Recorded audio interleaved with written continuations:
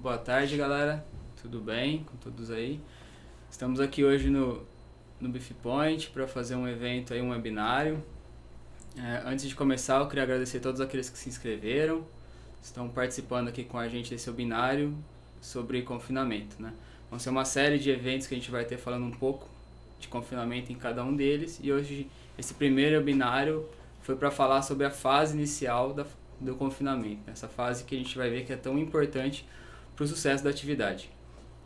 Antes de começar, eu queria falar que ao final a gente vai ter um espaço aberto para perguntas, e quem tiver interesse ou tiver alguma dúvida, algum questionamento, tem um espaço aí em branco ao lado do vídeo que pode escrever a pergunta que a gente vai conversar ao final sobre ela. Tá? Então, começando nosso assunto, dando início aqui, a gente sabe, não é novidade, hoje em dia ao longo do tempo as margens da pecuária, a lucratividade da pecuária, ela vem reduzindo, né? Reflexo do aumento dos custos de produção, e isso veio fazendo a pecuária perder espaço para algumas atividades em alguns momentos, ou então alguns produtores saírem da atividade e por conta de perderem competitividade, né?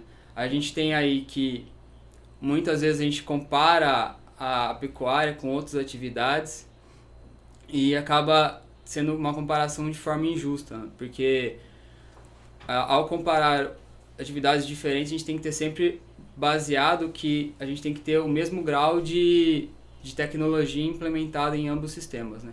Então hoje a gente busca e vamos sempre trabalhar para voltar essa rentabilidade que a gente tem, que a gente teve no passado, ou então poder comparar a atividade da pecuária com outras atividades.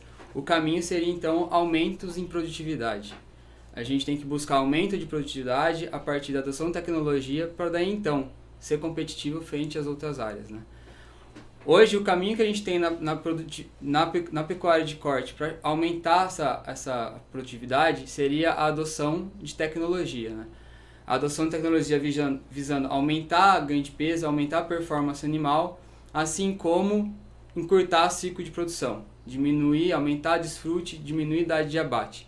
Então esse é o intuito da nossa conversa, é a adoção de tecnologia visando sempre aumento de produtividade. O problema, às vezes, que esse aumento de produtividade ele é comprometido porque a gente adota a tecnologia de forma errônea, não enxerga o sistema como um todo, não analisa as possibilidades e acaba adotando tecnologia de uma maneira que a gente não obtém resultados positivos para o nosso sistema, né? Se a gente olhar aqui, independente da fase de produção, ciclo completo, cria, recria, engorda ou engorda, independente do sistema de produção, o confinamento ele vem agregar, ele aumenta a produtividade da fazenda, né? Ele é uma ferramenta que nos permite ter esse aumento em produção, né? Hoje a moeda de troca do pecuarista tem que ser arroba, né? A gente vende arroba para o frigorífico. Então, quando a gente vai conversar em produtividade, produtividade dentro da pecuária de corte, a gente está conversando a gente tem que passar a conversar em arrobas hectare ano. A gente conversar com um produtor de milho, um produtor de soja, a gente tem lá, ele sabe quantas sacas de milho ou de soja ele tem que colher para pagar o custo da lavoura dele, para ter a rentabilidade que ele definiu que ele queria ter dentro daquele sistema. Diferente de um produtor que muitas vezes não sabe quanto ele está produzindo, quanto ele teria que produzir para pagar as contas no final do mês algo do tipo, né? A gente pensa hoje que o animal ele tem que estar sempre ganhando peso na fazenda para se pagar. Em alguns sistemas a gente tem que lidar que o animal está perdendo peso em alguns momentos. Isso quer dizer que aquela fazenda está tendo prejuízo. Então, assim, essa análise, essa produção por hectare ano, ela tem que ser uma meta da fazenda, ela tem que ser uma mensuração feita na fazenda, para daí sim avaliar se a tecnologia adotada foi feita de forma adequada ou não. Mas voltando, independente do ciclo, a gente vê que o confinamento é uma excelente ferramenta e auxilia aí esse aumento de produção de arrobas por hectare ano. Tá? Paralelo a isso que a gente tem convivido nos dias atuais, né? A elevação do preço do bezerro, a elevação da reposição E isso obriga o produtor a adotar ainda mais tecnologia, a fazer o animal estar sempre ganhando peso para poder diluir esse ágio da compra, né? Se a gente for considerar um ágio aí de um bezerro, ou de um boi magro, ou de um garrote que entra no sistema de recria, ou então entra num confinamento, a gente vai chegar em valores próximos a 100, 150 gramas de ganho para pagar, para diluir esse ágio aí dessa compra. Então é um ponto que tem que ser dado atenção, tem que ser avaliado se compensa ou não repor. Tá muito bem computados os custos, o custo de arroba produzida, o custo da arroba colocada, para ver então se compensa comprar um bezerro no valor que está, se compensa comprar um garrote, o que eu vou fazer com esse animal, se eu recrio para produzir uma arroba barata ou se ele vai direto para o confinamento. Então são todos aspectos que têm que ser considerados no momento da tomada de decisão. Tá? Uma coisa que a gente tem observado hoje em dia é a elevação do peso de abate. E por que a gente tem visto essa tendência e as tendências têm se confirmado? Porque se para repor está mais caro, eu preciso abater mais pesado para conseguir manter minha taxa de reposição. É bem o que a gente consegue ver nesse gráfico. Tá? E paralelo a isso, a gente tem visto que o ponto ótimo aí, o ponto que a gente teria maior lucratividade, ele está bem acima das 16 arrobas, 17 arrobas que a gente praticava no passado. Então a gente tem visto que o animal, quando a gente abatia ele com 16 arrobas, ainda tinha muita caixa para pôr, tinha um espaço muito grande ainda para colocar carne ali dentro, para colocar gordura. E quando a gente abatia esse animal antecipadamente, a gente deixava aí de explorar um lucro latente, vamos dizer assim, nesse animal, certo? Só para a gente enxergar o sistema de produção, como ele acontece no Brasil, e pontuar alguns pontos que a gente enxerga que são críticos dentro desse sistema. A gente tem a fase de recria, onde o bezerro está lá com a vaca e recebe leite materno. E se a gente pensar só no bezerro, é uma fase que é muito boa nutricionalmente para esse animal, porque em uma parte dela ele tem pasto de qualidade, a vaca tem que estar produzindo leite e o leite é um excelente alimento, um alimento nobre para esse animal. E aí não é difícil a gente observar durante essa fase ganhos aí de 800 gramas a 1 kg por dia, né? Desmamar bezerro aí muito próximo a 200 quilos, com 6, 7 meses de idade. Porém, saindo dessa fase, a gente tem o período de recria, que é onde o animal fica, via de regra, em pastos, né? E por a gente estar num país tropical, esses pastos eles têm uma oscilação em termos de qualidade ao longo do ano. Então a gente vai ter uma alternância de momentos onde a gente vai ganhar muito peso e momentos onde o animal vai perder peso, né? E aí esse ciclo fica se alternando ao longo da vida do animal, até que um belo dia ele atinge o peso de abate e ele é mandado então para o frigorífico, né? Só para a gente pontuar, a primeira fase crítica na vida desse animal, desse sistema que a gente acabou de conversar, seria o desmame. Porque a gente tira o animal de uma situação extremamente favorável nutricionalmente e ele passa por um passo seco, de baixo valor nutritivo, muitas vezes com baixa disponibilidade de massa de forragem. Então é um momento muito estressante, onde ele tem uma mudança muito grande nutricional e além de tudo não tem mais a vaca como proteção, como fornecedora de alimento de qualidade. Então nesse momento não é difícil a gente observar casos de diarreia, animais perdendo 30, 40 quilos durante o primeiro mês pós-desmame. Então é um momento muito crítico na vida do animal, né? Dentro desse sistema, quando a gente fala em intensificação do sistema, um confinamento ele entra muito bem nesse sistema para tentar otimizar essa fase de terminação. A gente tem que pensar hoje que a gente tem ferramentas que nos permitem aumentar o desfrute, diminuir o tempo que o animal leva para ser abatido, né? Esse confinamento ele combina muito bem com uma suplementação durante a fase de recria. A gente costuma dizer que o animal é tão bom para a gente que ele não pode consumir pasto seco 2 vezes na vida dele. Então o sistema que a gente tem proposto é sempre desmama, o animal fica 1 ano de recria e aí é terminado num sistema mais intensivo. Seja ele no confinamento no pasto, um semi-confinamento ou um confinamento no pasto, certo? Essa fase, segundo momento crítico que a gente pode falar é o quê? Esse momento onde o animal sai dessa recria a pasto e passa por uma terminação intensiva. Principalmente quando essa terminação intensiva é feita no confinamento. Por quê? A gente tem vários fatores que mudam o tipo de dieta, a instalação, a formação de novos lotes, e isso tudo vai causar muito estresse para esse animal. Então seria um segundo momento que a gente teria que ter uma maior atenção com os animais. A gente pensa que hoje o que a gente tem proposto é a antecipação da idade do abate, né, para esse aumento de desfrute.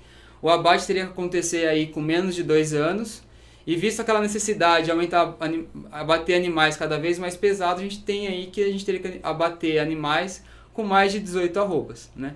E para esse sistema tem sido hoje muito divulgado, muito bem trabalhado pelo professor Flávio e professor Gustavo, lá da APTA de Colina, que é o conceito do animal 777, né? Que nada mais é que a gente desmamar um animal com 7 arrobas, durante essa fase de recria, que a gente falou que tem que ser de 1 ano, colocar mais 7 arrobas, e na fase de terminação, outras 7 arrobas. Então a gente teria aí, em 24 meses, um animal com 20, 21 arrobas para ser abatido.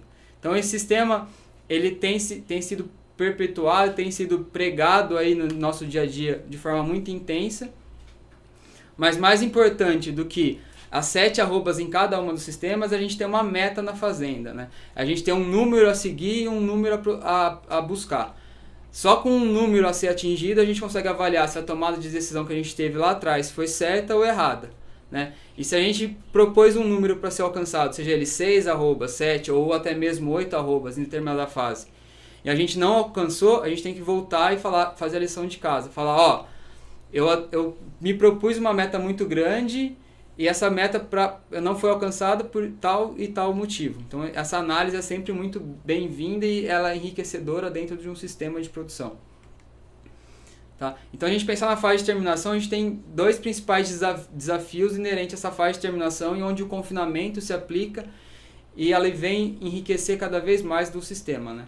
A gente pensar que nessa fase de terminação, o animal está começando a depositar gordura, ele já passou o ponto de puberdade, a gente tem maior quantidade de gordura compondo o ganho de peso desse animal. Então quando a gente olha a exigência de energia, ela está crescente, ela está aumentando nessa fase. A gente tem que, o animal precisa comer energia para conseguir suprir essa exigência, esse aumento na exigência de energia aí para ganho, visto que o animal passa a depositar gordura no corpo, na carcaça dele, no corpo dele, né? E quando a gente olha o consumo de energia de animais mantidos exclusivamente em pastagem, a gente vê que isso tem um delta, que a gente não consegue suprir a exigência só com o pasto.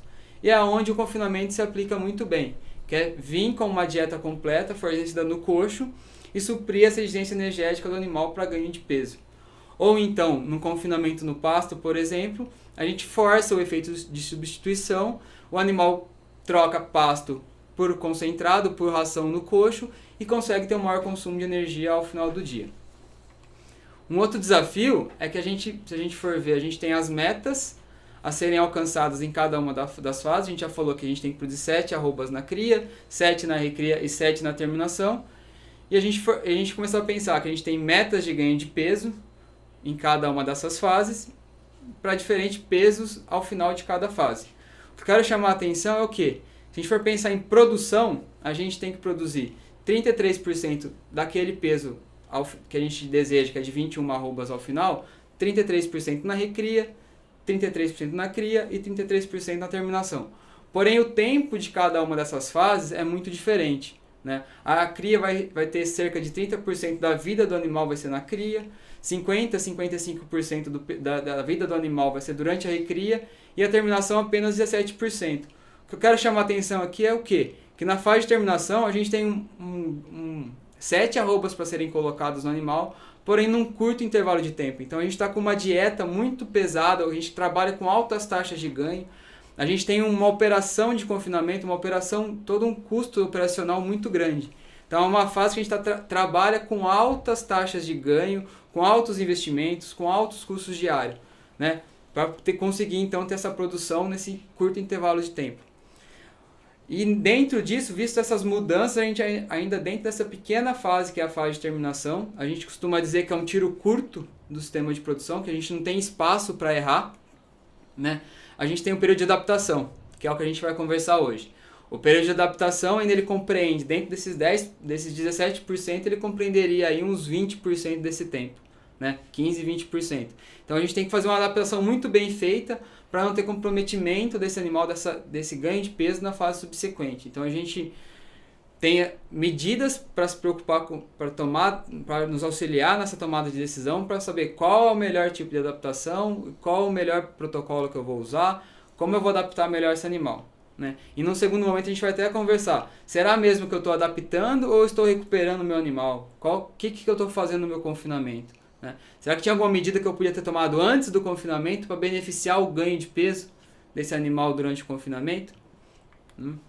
Então, só para a gente definir o que é adaptação é o tempo em que um conjunto de ações de manejo nutricional é tomada até o ponto em que o animal possa ser alimentado com uma determinada dieta, né? Sem apresentar efeitos adversos, como no caso o animal comendo aquela dieta e expressando aí um quadro de acidose. Então a adaptação é um processo que o animal vai passar para se adaptar àquele novo sistema de produção, né? E quando a gente fala em adaptação, em período de adaptação, uma palavra que vem na cabeça é a palavra morbidade, é a palavra doença, né? Um levantamento feito pelo professor Millen com os nutricionistas brasileiros, eles mostram que 44% dos quadros de morbidade, os quadros de doença, aconteceram nos primeiros 45 dias de confinamento. Então essa fase de adaptação é a fase onde o animal se apresenta maior susceptibilidade a ter esse quadro de morbidade, né? Um animal doente, o animal não vai desempenhar, não vai ganhar peso igual a gente deseja e vai comprometer todas aquelas metas produtivas que a gente tinha para aquela fase. E por que essa morbidade acontece, né? O que será que é o fator que contribui com ela? Então, essa morbidade está muito associada àquele estresse que a gente falou que acontece nessa fase. A gente pensar que no início do confinamento a gente tem vários fatores ou fontes de estresse que vão impactar o desempenho desse animal, como por exemplo, se esse animal veio de leilão, ele ficou lá para ser leiloado, ele passou um jejum, ele foi transportado. O transporte, às vezes, sempre é uma coisa muito estressante, o animal fica em jejum, às vezes são distâncias muito longas que esse animal viaja, então o tempo de jejum é muito grande. Ele tem que se adaptar às novas instalações, esse animal estava acostumado a ter um hábito de pastejo, agora ele vai ter um consumo no coxo de dieta total, então as mudanças são muito grandes. Ele vai ter que se readaptar à nova formação de lote, vai ter que ter estabelecimento de uma nova dominância. Isso pode trazer brigas, pode trazer todo um quadro de estresse para o animal e principalmente uma mudança de dieta. A gente vai ver que o animal estava acostumado a consumir uma dieta com base em forragem e ele passa a consumir uma dieta baseada na utilização de concentrados. Então, todos esses fatores, esses conjuntos de fatores vão resultar em estresse para o animal, né? E qual que é o problema desse estresse? Esse estresse ele vai promover uma queda de consumo e uma alteração no metabolismo. Essa alteração no metabolismo vai se dar principalmente em aumento do requerimento por alguns nutrientes, minerais, vitaminas, né? E isso, o consumo baixo e essa alteração metabólica leva a um quadro que o animal tem uma queda no sistema imune, né? E ele passa a apresentar então um quadro de morbidade, esse animal fica doente, né? E aí a gente entra num círculo vicioso, onde essa morbidade, esse animal doente, ele acentua a queda de consumo dele, né? E vai alterar ainda mais o metabolismo e aí vira uma bola de neve, vira um círculo vicioso, né? E tudo isso levaria então ao menor ganho de peso, né? Então, esse estresse, a gente tem que começar a adotar medidas nessa fase de adaptação para minimizar o estresse, minimizar essa morbidade, ter um consumo, fazer com que o animal passe a consumir para então suprir esses requerimentos energéticos, esse aumento no requerimento de nutrientes e combater então esses quadros de queda de imunidade. Muito do que a gente vai conversar hoje é focando em mudança de dieta, falar sobre dieta e os impactos da dieta nessa fase inicial aí e na fase seguinte, que seria a fase onde a gente teria essa grande produção, essa grande quantidade de arrobas a serem colocadas. Então a gente pensar, fazer uma analogia aqui, o animal no pasto, a mudança dele para o confinamento, o que está mudando em termos de dieta de uma situação para o outro? O animal no pasto, a gente tem que a base da dieta dele é forragem, 80%, 90% da dieta dele é forragem, se for um animal suplementado, se o animal não for suplementado, 100% da dieta dele vem da forragem. Ao passo, quando ele vai para o confinamento, a maior parte da dieta dele vem de concentrado. E a gente tem que são muito distintos esses tipos de alimento. Forragem é composta, em sua maioria, na verdade, é composta por celulose, o carboidrato presente na forragem é celulose e hemicelulose. Ao passo que nos concentrados, que a gente trabalha no confinamento, a gente tem maior quantidade, os carboidratos presentes ali são amido e pectina, né? A celulose e a hemicelulose da forragem já tem uma fermentação mais lenta. A produção de ácidos no rumen, ela se dá de forma mais lenta, né? Ao passo que o amido, a pectina, tem uma velocidade de fermentação mais rápida. A produção de ácidos no ambiente ruminal é maior. Então a gente tem que ali, a adaptação que a gente está pensando nesse momento seria a adaptação ruminal. A gente tem que ter uma mudança de micro-organismos, de população de bactérias ali no ambiente ruminal. Quando o animal está consumindo forragem, a predominância de bactéria celulolítica. Quando a gente passa com esse animal para o confinamento, eu tenho que ter maior predominância de bactérias amilolíticas. E aí tem toda uma mudança de população, sem contar que a velocidade de produção de ácidos é muito maior, e aí eu tenho que ter uma capacidade de absorção desses ácidos no rumen. Então a gente tem que ter maior tem que ter uma adaptação para desenvolvimento de papila e capacidade absortiva. Então todo esse processo ele tem que acontecer de forma ideal para que durante a fase depois na fase de terminação, na fase subsequente à adaptação no confinamento, não aconteça nenhum caso de acidose, por exemplo, né? Paralelo a isso, essa adaptação, a gente tem que... Aqui tem um gráfico que demonstra assim, que os animais que atingiram o consumo pré-estabelecido, 2,3%, 2,5% do peso vivo, quando eles atingirem quanto mais rápido eles atingirem esse consumo, melhor é o ganho de peso deles na fase subsequente. Qual que é o desafio aqui? Fazer eles atingirem esse consumo pré-definido de forma segura. Não adianta a gente fazer um animal se adaptar ao confinamento em 5, 7 dias, sendo que depois ele vai vir ter um quadro de acidose, e aí eu tenho que voltar a adaptação nele, daí dar 2, 3 passos atrás, para daí então embalar com ele na fase de terminação. Esse gráfico é só para ilustrar isso, assim, ó, a gente tem que adaptar rápido, quer buscar uma adaptação rápida, a gente tem um melhor ganho de peso durante o confinamento quando a gente faz isso, porém isso tem que acontecer de forma segura, né? A gente tem hoje diferentes protocolos de adaptação, e se alguém me perguntar, nossa Matheus, qual é o melhor protocolo? A resposta é depende da sua fazenda, depende do seu manejo operacional do confinamento, depende de como você vai se encaixar melhor em cada um deles, e isso vai influenciar no seu dia a dia, né? Hoje, a protocolo de adaptação mais utilizado, aí, de acordo com o levantamento do professor Millen, é o de dietas múltiplas, onde se trabalha com 3, 4 dietas durante a fase de adaptação, e vai a cada 5, 7 dias essas dietas vão mudando, né? A gente pode trabalhar ainda com dietas restritas, onde a gente começa a fornecer com 1%, 1,5% do peso vivo do animal, e com base no auxílio da mensuração do manejo de coxo, do score de coxo e do score de fezes, a gente vai aumentando essa dieta até atingir o consumo pré-estabelecido. Então, basicamente, ou a gente vai trabalhar com diferentes dietas, ou vai trabalhar com uma dieta de restrição, né? Ainda nessas várias dietas, tem dietas com baixa energia, tem combinação de diferentes dietas durante a fase de adaptação, mas a tomada de decisão de qual o melhor tipo vai caber muito a cada propriedade, qual desses protocolos vão se adaptar melhor a cada uma das propriedades. Então, a gente viu que a fase de adaptação é uma fase que a gente quer estabelecer o consumo o quanto antes, que isso só tem trazer efeito positivo sobre o ganho de peso dos animais, que é uma fase que os animais estão extremamente susceptíveis a quadros de doença, né? A gente tem que tomar algumas medidas para fazer que essa adaptação seja feita da melhor forma possível. E essas medidas, elas têm que ser consideradas com base em quê, né? Em base ao biotipo do animal que eu estou trabalhando, qual a raça do animal, o sexo do animal, como que esse animal é, qual que é o tipo desse animal, o histórico nutricional que esse animal estava. A gente vai discorrer um pouco mais sobre o histórico daqui a pouco, o que esse animal consumia antes de entrar no confinamento. Isso vai ter um impacto grande nesse período de adaptação. A gente tem que pensar na dieta de terminação que a gente vai trabalhar, qual que é o nível de inclusão de amido dessa dieta, qual que é o processamento do grão que eu vou trabalhar, é grão inteiro, é grão moído, finamente ou grosseiro, é grão úmido, né? Quais os aditivos que eu vou trabalhar na dieta, tudo isso a gente tem que levar em consideração no momento de escolher um protocolo, de definir o tempo que essa adaptação vai acontecer, né? E qual que é o objetivo dessa adaptação? A gente quer o que com ela? Minimizar os impactos do estresse, que a gente já conversou um pouco sobre isso, maximizar o consumo de matéria seca. A gente viu que a gente chegar ao consumo quanto antes tem um efeito positivo sobre o ganho de peso, só que fazer tudo isso buscando sempre minimizar os riscos de acidose, né? As dietas que a gente tem trabalhado, algumas dietas têm 6, 7 quilos de milho na dieta. Isso tem um potencial muito grande de vir a dar um quadro de acidose. Então essa adaptação a essa nova dieta ela é de crucial importância, né?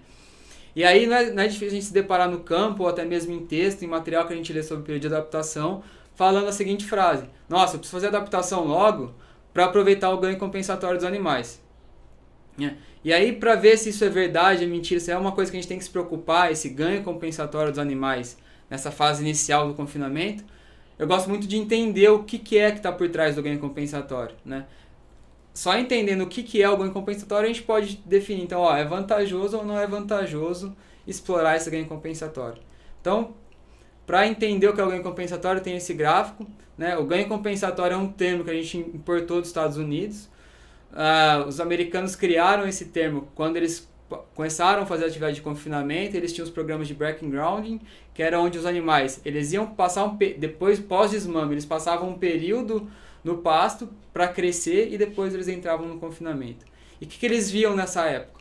Os animais que passavam por uma restrição alimentar, quando chegavam no confinamento e recebiam uma dieta mais adensada, com mais nutrientes, com mais energia, eles tinham um ganho de peso acima do ganho predito para aquela dieta. É a mesma coisa que falar assim, a gente tem um animal em crescimento, tem um outro animal em restrição, quando eu coloco ele na mesma dieta desse animal em crescimento, ele vai ter um ganho superior àquele animal que estava em crescimento contínuo, né? E onde a gente aplica isso aqui na nossa realidade, na situação do Brasil? É meio que a gente escuta, é o que a gente pode escutar, a gente escuta algumas vezes assim, não trata do animal agora não, que na fase seguinte ele vai ter ganho compensatório e o peso dele vai igualar lá na frente.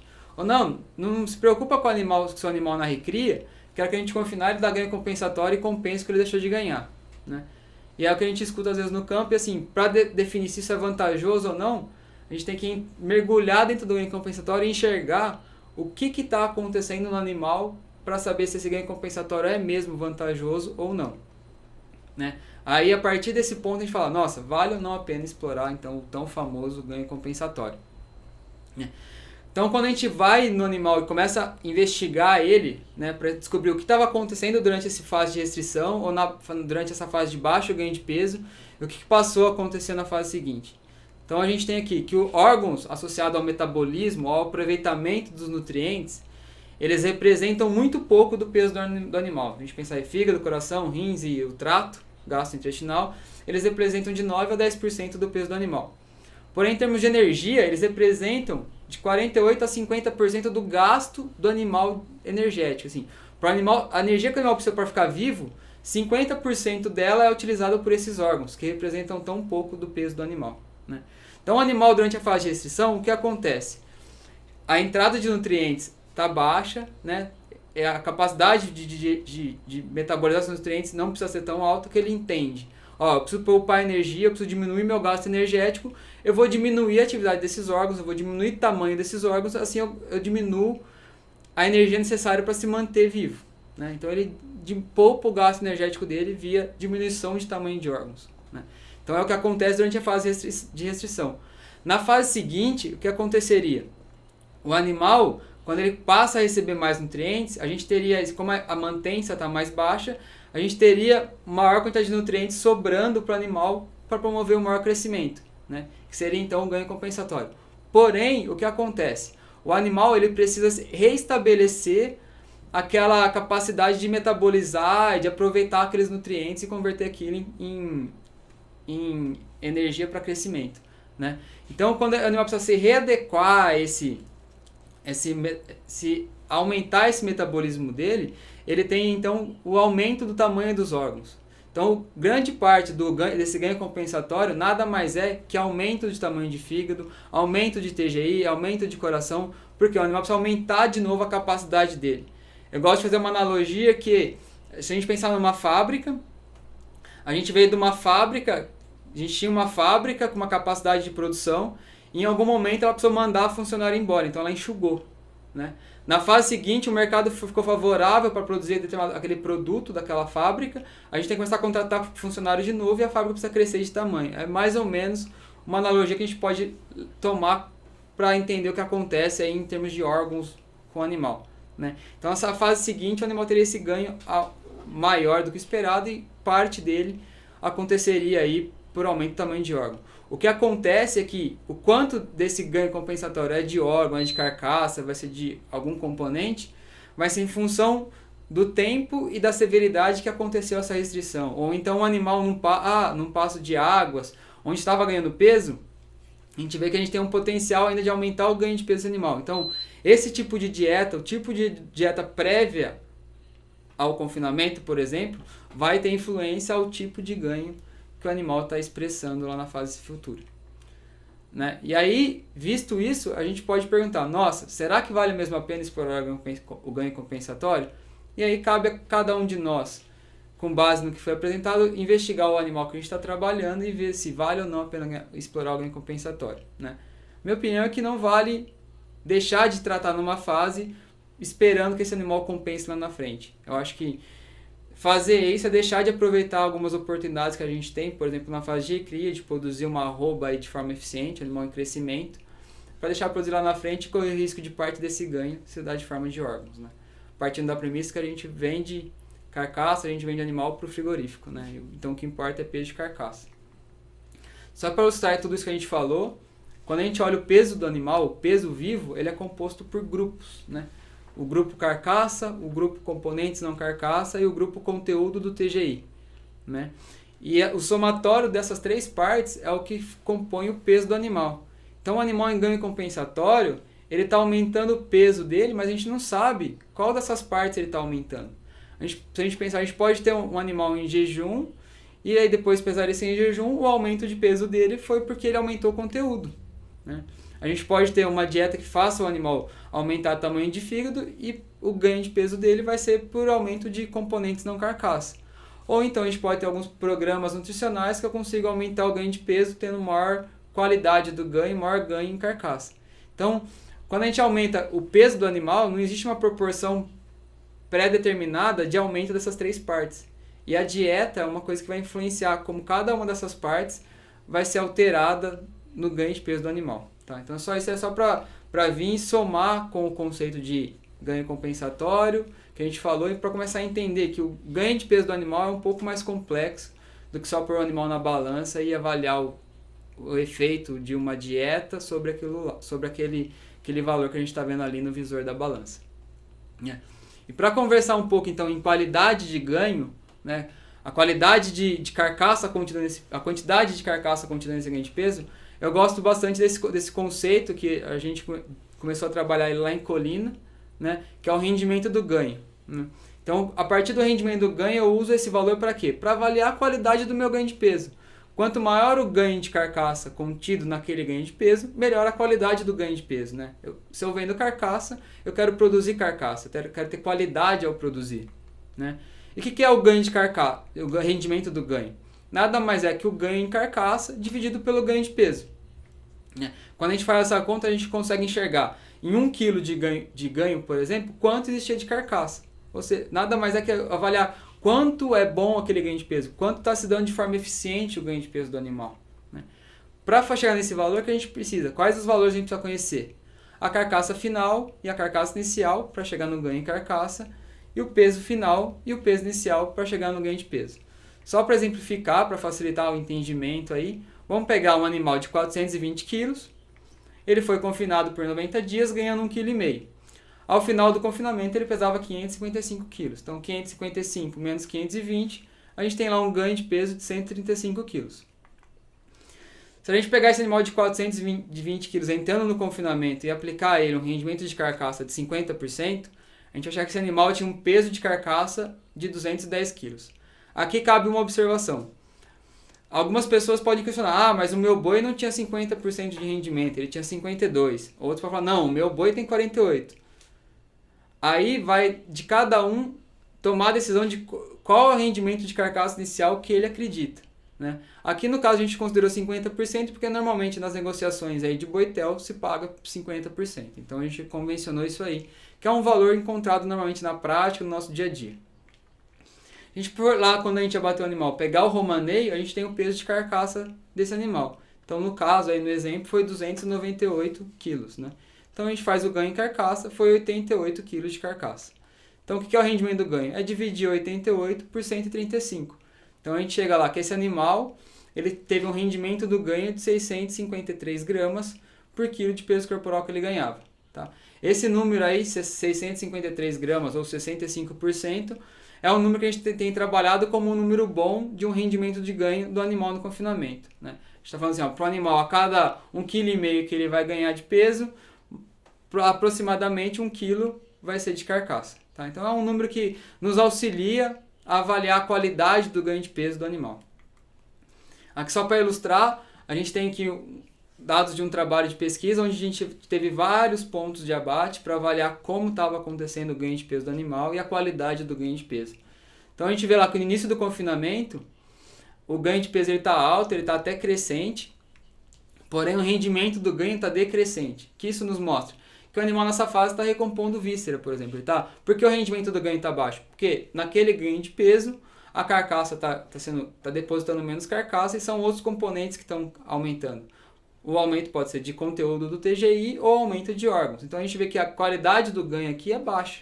Né? Nessa fase inicial, a gente não tá, na verdade, a gente tem que se preocupar não só em adaptar, mas tem toda uma recuperação. A pergunta é, será que o animal que eu estou confinando, ao estar adaptado à dieta, ele vai ter capacidade metabólica de converter aquela dieta em carcaça, ou ele vai precisar restabelecer e recompor vísceras, vai ter que construir vísceras para daí sim, a partir de 50, 60 dias, começar a fazer, efetivamente ganhar em carcaça. Né? Então essa é uma medida que a gente consegue avaliar a qualidade do ganho de peso do animal. Né? E aí o que vai vir a pergunta, nossa Matheus, beleza, legal demais essa avaliação da qualidade do ganho de peso, mas existe alguma estratégia para melhorar essa qualidade do ganho? Eu posso usar de algum artifício, usar alguma estratégia que eu consiga melhorar o ganho de peso do meu animal durante a fase de confinamento, durante a fase de terminação? Né? Então a gente tem lá que o animal ele está consumindo forragem, essa forragem tem uma oscilação ao longo do ano, e o confinamento ele chega bem na época onde a gente tem, normalmente, né, tem gente que faz confinamento o ano inteiro, mas normalmente o confinamento está na época de baixa disponibilidade de forragem. Né? Então, a gente enxerga que o animal que vem de uma forragem de água, um período de águas para o confinamento, ele estaria com um ganho de peso bom, e aí pode surgir a dúvida, será que ele não está com esse metabolismo preparado para converter isso em carcaça? E a resposta é provavelmente não, porque o tipo da dieta, a velocidade de crescimento que a gente está impondo nesse animal é muito diferente de um pasto aí. A gente está pensando num pasto, na média do Brasil, de água vai dar um ganho de 500, 550 gramas no sal mineral por dia. E a gente vai fazer esse animal consumir uma dieta que a gente quer fazer que ele ganhe 1,5 kg. Olha a diferença de um ganho para o outro. Então ele tem que aumentar a capacidade metabólica para digerir aquela dieta e transformar aqueles nutrientes em ganho de peso, transformar aqueles nutrientes em carcaça. Né? Uma ferramenta que a gente tem utilizado e tem crescido demais hoje em dia no campo é a utilização de suplementação, onde a gente consegue aumentar o ganho de peso, a gente já vem com o animal mais preparado para a fase de terminação, esse animal está com uma taxa de crescimento maior e assim ele já entra no confinamento já um pouco mais preparado para converter aqueles nutrientes em carcaça. O interessante de ver ainda tem uma outra alternativa que a gente pode incrementar ainda nesse sistema. A suplementação já é muito boa. Quem tem feito tem gostado demais. Uma suplementação proteica, uma suplementação proteica energética. Cada fazenda vai ter a sua que vai adequar melhor o seu sistema de produção. Mas o interessante é ver que a partir de fevereiro, como a gente pode ver no gráfico, a produção de forragem começa a decair. Né? A gente está entrando no outono e a forragem começa a perder potencial de crescimento, começa a senescer, começa a morrer e perder valor nutritivo. Né? Então nessa fase que a gente tem falado muitas vezes é fazer um pré-confinamento. O que é? É aumentar um pouco o fornecimento dessa suplementação, dar um passo a mais nessa suplementação e assim eu já consigo, além de suprir essa queda de qualidade e quantidade da forragem, habituar o meu animal a consumir uma maior quantidade de concentrado, uma maior quantidade de ração e se preparar melhor para aproveitar a dieta minha do confinamento. Tá? E aí pode vir um outro questionamento. Não, eu concordei, acho legal essa parte de fazer um pré-confinamento, de programar meu animal para ter uma melhor qualidade de ganho na fase de terminação, mas eu só confino. Eu não trabalho com a parte de recria. Né? E onde eu vou me atentar para ter uma melhor qualidade do ganho? E aí aqui a gente fez uma brincadeirinha com alguns números para tentar exemplificar e tentar dar um norte para a gente em como a gente pode usar isso a nosso favor. Aqui a gente pegou dois animais, o animal 1 e o animal 2, tá? Colocamos um ágio de compra hipotético de 3,7%. Então a gente enxerga o valor de arroba que eu considerei nos cálculos foi de R$150 a arroba. Então a gente tem os dois valores aí da arroba de compra. Aqui a simulação que a gente vai fazer é só assim, nossa, o meu animal 1, ele veio um animal mais sentido, é um animal que eu paguei um pouco mais barato, pensando em explorar ganho compensatório. E o meu animal 2 é um animal que ele veio de um programa de suplementação, é um animal que eu já tive uma negociação mais difícil, eu precisei pagar um ágio um pouco maior, porque o produtor que me vendeu ele falava que era um animal de qualidade, que era um animal que já vinha no programa de suplementação, que eu ia ter um melhor benefício com ele na fase de terminação. Então quando a gente olha o ganho de peso, realmente, o animal 1, que estava mais sentido, teve um ganho de peso superior ao animal 2, aí, que a gente podia até falar que era um ganho compensatório, né? Fala, nossa, ó, já está vantajoso, eu paguei barato e ganhou muito peso, né? Só que quando a gente olha o ganho em carcaça, o ganho de peso do animal 1, o ganho em carcaça do animal 1 foi bem próximo a 1 kg que a gente deseja e tudo mais. Porém, o animal 2 ganhou lá quase 100 gramas, mais que 100 gramas a mais que o animal 1, né? Ganho em carcaça. O rendimento do ganho, que a gente falou lá, que é um número mágico de se trabalhar, de 65%, do animal 1, ele teve que recompor víscera, ele teve que se recompor capacidade metabólica. Então o rendimento do ganho dele foi baixo, porque por um período do confinamento ele passou crescendo em carcaça, não crescendo órgãos, não crescendo em carcaça.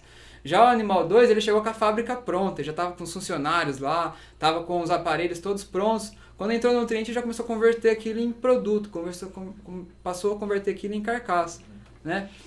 Então, a gente só aqui, avaliando o peso final de abate, a gente produziu mais no animal 2 e o lucro, ele foi 13% no animal 2. Então, o animal que me custou mais caro, desempenhou menos, porém o ganho em carcaça dele no confinamento foi superior, né? Ele produziu mais, a qualidade de ganho de peso desse animal foi superior.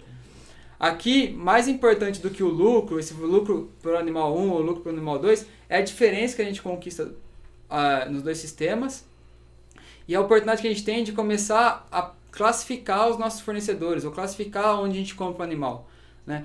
O questionamento que, nossa, Matheus, mas eu só vou conseguir avaliar isso ao final de um ciclo de produção, de um ciclo de confinamento. Tudo bem, não tem problema, mas se a gente fizer essas contas e começar a exercitar isso, eu consigo começar a criar um range de fornecedores. Por exemplo, o Zé me vende um animal tipo A, que é um animal que vai me dar um rendimento do ganho maior. Para esse animal, eu consigo pagar X de ágio a mais. O João me vende um animal tipo B. Para esse animal tipo B, eu não posso pagar mais que 5% de ágio, porque a qualidade do ganho de peso desse animal é tão bom. Então, independente dos valores aqui, o que tem que ficar na nossa mente é que a qualidade do ganho de peso é influenciada pelos programas nutricionais prévios, e ao comprar um animal, se eu só faço atividade de confinamento, eu posso criando um banco de dados que me permitam classificar e dar notas para os meus fornecedores, né? A dificuldade hoje em dia é que alguém pode estar nos ouvindo e pode até questionar, nossa, como eu vou começar a criar range e nota para fornecedor se não está difícil de repor o animal? Realmente, hoje é um cenário que muitos estão comprando o que tem, não está dando para escolher.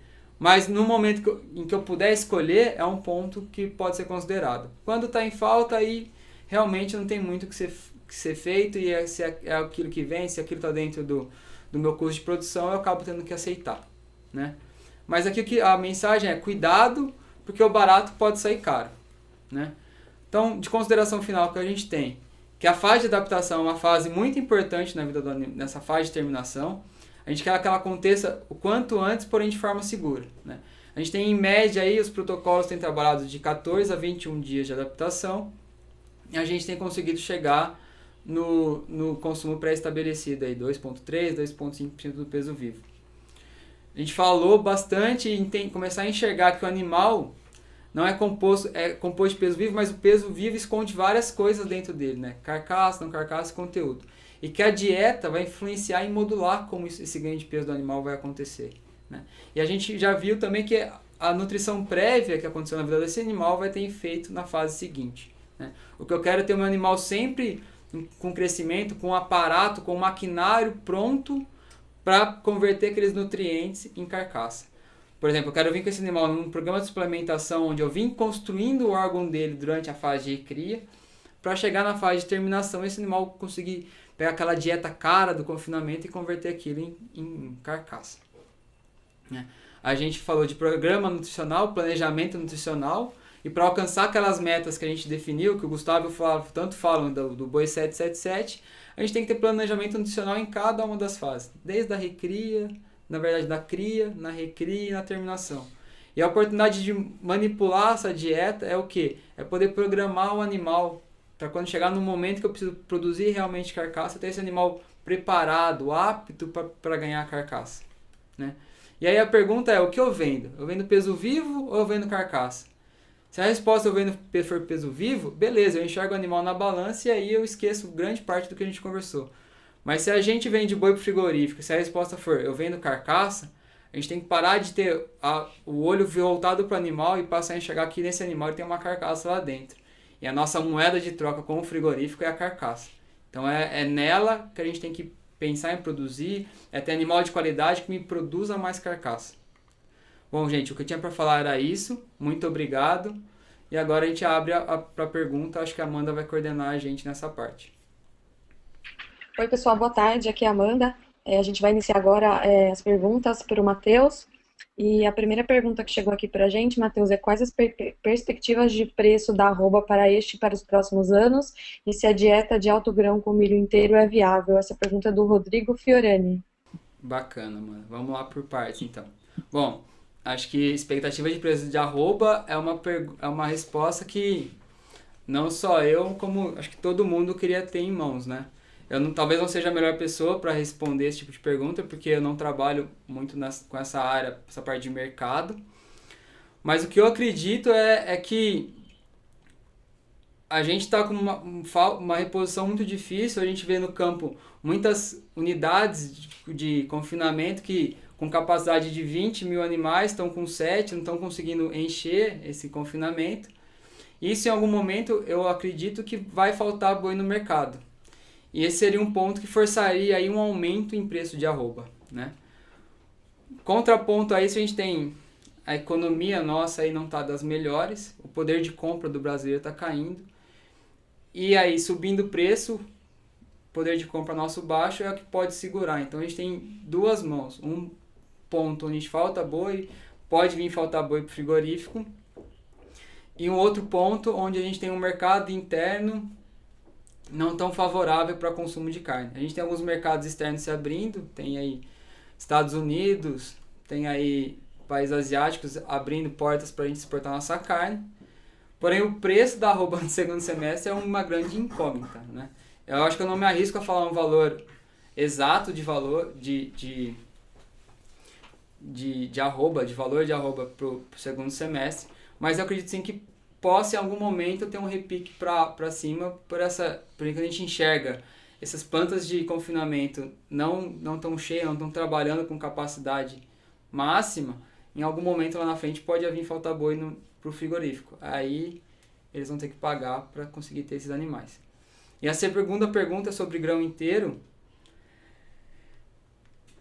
O grão inteiro, quando eu gosto de trabalhar com grão inteiro, né? Ou se o milho estiver muito barato, que eu assumo que eu estou perdendo grande parte desse amido lá nas fezes, que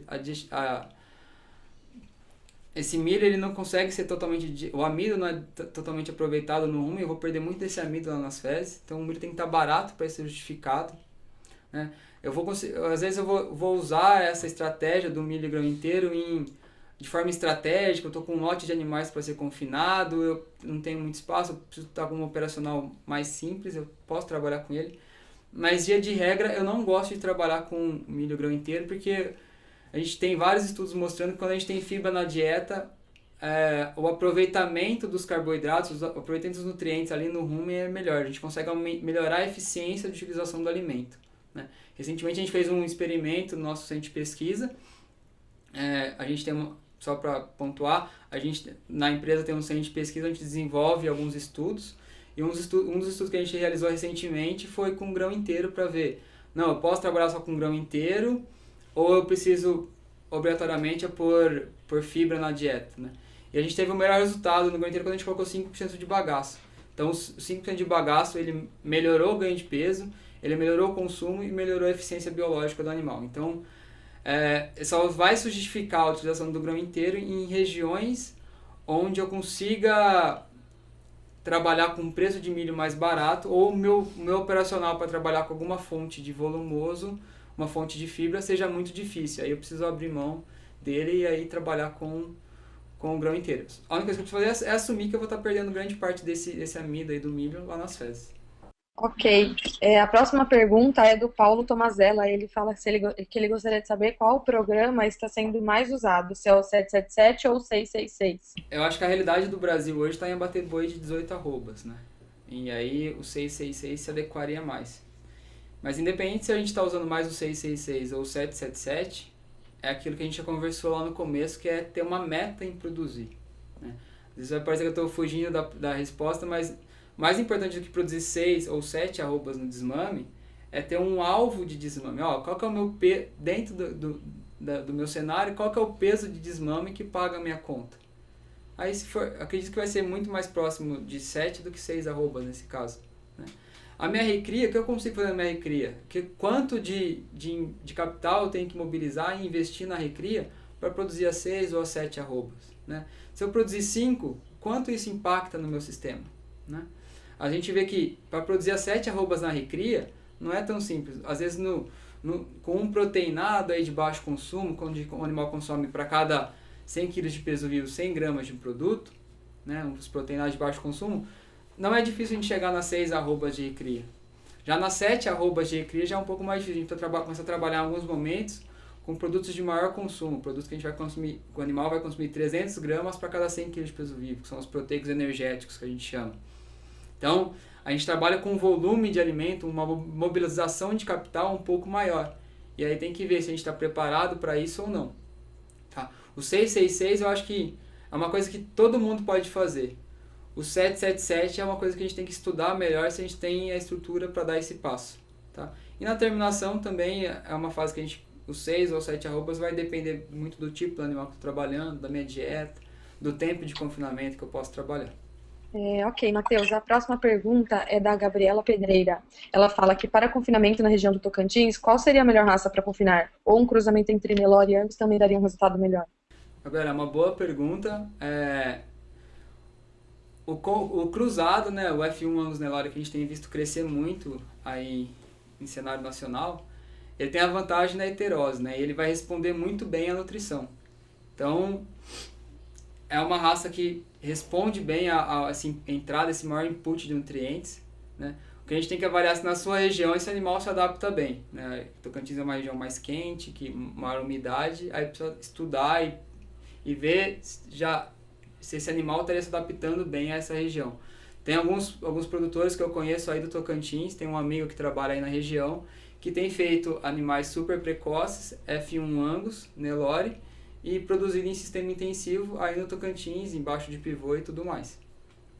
Então, acho que não existe raça ideal, não existe cruzamento ideal, existe aquele que se adapta melhor à minha situação, né? A única coisa que a gente tem que se preocupar é que o cruzamento ele responde mais à nutrição, porém a falta de nutrição ele vai responder de forma pior do que o Nelore. Então, a gente tem que partir para um cruzado, partir para um animal, para um Angus Nelore, a gente tem que pensar que a gente vai ter que investir mais dinheiro nele, vai ter que tratar melhor desse animal, mas ele vai me responder à medida que eu tratar dele. Ok, vamos para a próxima pergunta. Qual a sua opinião sobre animais em recria já no sistema confinado? É do Bruno Ribeiro. Bacana, Bruno. A única coisa, sim, eu acho que pode ser uma ferramenta.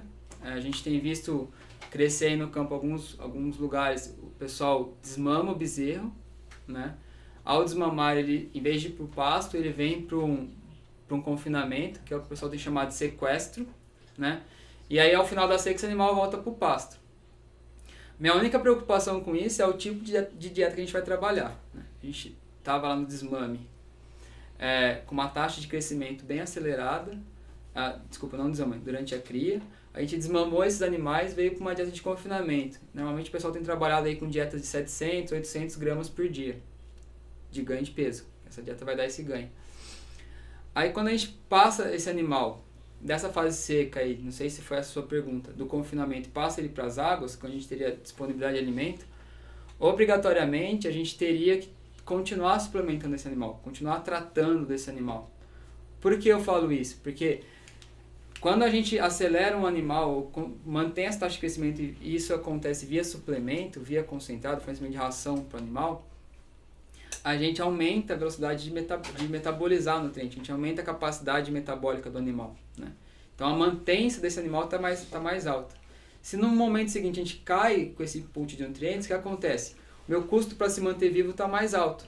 E aí eu começo a ter uma produção ineficiente, porque aqueles nutrientes que o animal tem disponível para manter e crescer, grande parte é utilizado para manter. E aí para ganho me sobra pouco, né? Seria aí o inverso do ganho compensatório, né? Então eu acho que sistemas que o animal desmama e vem direto para um coxo, vem para o confinamento para ser recriado, são muito interessantes, podem ser muito positivos aí. A gente consegue trabalhar com uma dieta com um pouco mais de volumoso, fazer uma dieta mais barata, porém o que a gente tem que investigar é o que a gente vai fazer depois.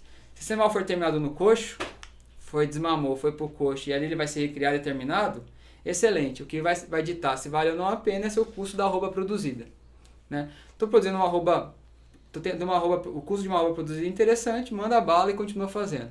Agora, se esse animal vai ser fechado no coxo só pela fase de seca, durante o período de seca, a gente tem que ter uma atenção um pouquinho maior do que a gente vai fazer com esses animais lá nas águas. A gente tem que falar que a gente tem que trabalhar pelo menos numa suplementação de 0,5% do peso vivo, tá? Então é um fator que a gente tem que considerar para não perder o investimento que a gente fez durante a fase da seca. A gente desmama esse animal pesado, vem para o confinamento, continua ganhando peso. Se a gente nas águas não faz nada, não suplementa esse animal, ele tem um crescimento ineficiente. E a gente perde parte do investimento que a gente fez lá atrás. Então toda a vantagem que a gente conquistou, a gente perde parte dela. E isso não é interessante, né? A gente já investiu, a gente tem que continuar investindo. A próxima pergunta é do Wilson. Ele pergunta: para que o confinamento com grão inteiro seja rentável, qual o valor máximo que podemos pagar pela saca de milho? Wilson, uma excelente pergunta. A gente tem que considerar, o ponto não é considerar somente o preço da saca de milho, né? Aí se você falar, não, mas eu quero saber um preço de milho que vai valer a pena, 13, 14 reais a saca de milho. Aí beleza, pode apostar que não vai dar errado. Certo? Agora, qual que é o problema disso? A gente tem que avaliar não só o preço da saca de milho. A gente tem que avaliar o ganho em carcaça que esse animal vai estar tendo, que a gente acredita que ele vai estar tendo, porque a carcaça vai me pagar a conta.